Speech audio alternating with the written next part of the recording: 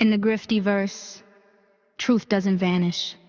It gets weaponized by whoever feels most betrayed by it. Fancy didn't stay quiet after reading the medical records. That's what got her kicked out. She was brought into teen murder early, folded into the inner circle by Grifty's stepmother, Krusty. Trust was mistaken for loyalty, and loyalty for silence. Fancy was given full access to Grifty's medical history, complete files that told a story far less cinematic than the one being sold publicly. And Fancy noticed. She asked questions. Why were these procedures necessary? Why were there consistent diagnoses across specialists? Why did the records contradict the abuse narrative everyone was parroting? In any healthy environment, those questions would have mattered. In teen murder, they were heresy. Fancy didn't just poke holes in the myth, she threatened the social order built around it. And for that, she was expelled, cut off, removed from the club. No nuance, no discussion, just exile. That's when Fancy snapped.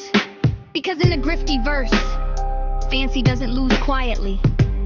Her narcissism couldn't process rejection as disagreement to Fancy. Being cast out meant she had been wronged, humiliated, disrespected, and wounded ego doesn't seek resolution, it seeks retaliation. So she did the one thing she knew would hurt.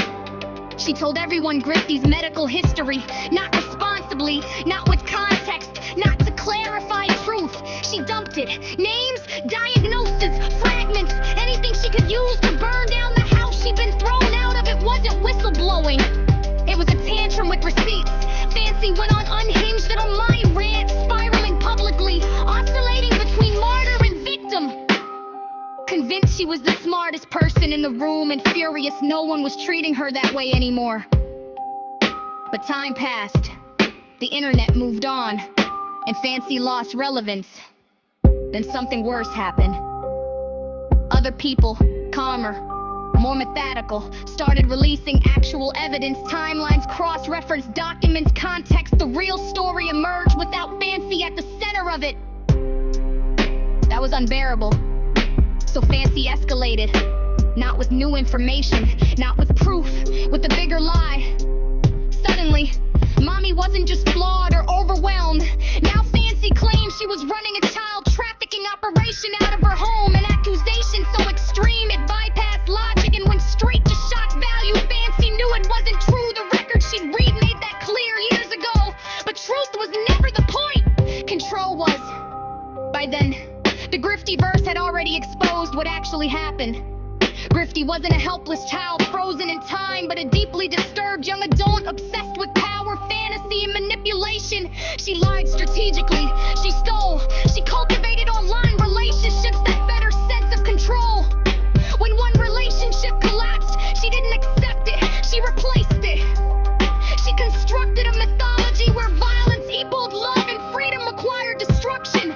Mommy, meanwhile, was getting physically sicker, overwhelmed, searching for help, rehab, authorities, shelters. Not to discard Grifty, but because she was drowning. Fancy knows all of this. That's what makes her current behavior so revealing. She isn't investigating. She isn't uncovering suppressed truth. She's reacting to being sidelined. In the GriftyVerse, a narcissistic injury doesn't heal, it metastasizes. When Fancy realized she would never be credited as the one who figured it out, she chose a different role, the one who poisons the well. If the truth couldn't belong to her, she'd make it unusable for everyone else. And now Fancy isn't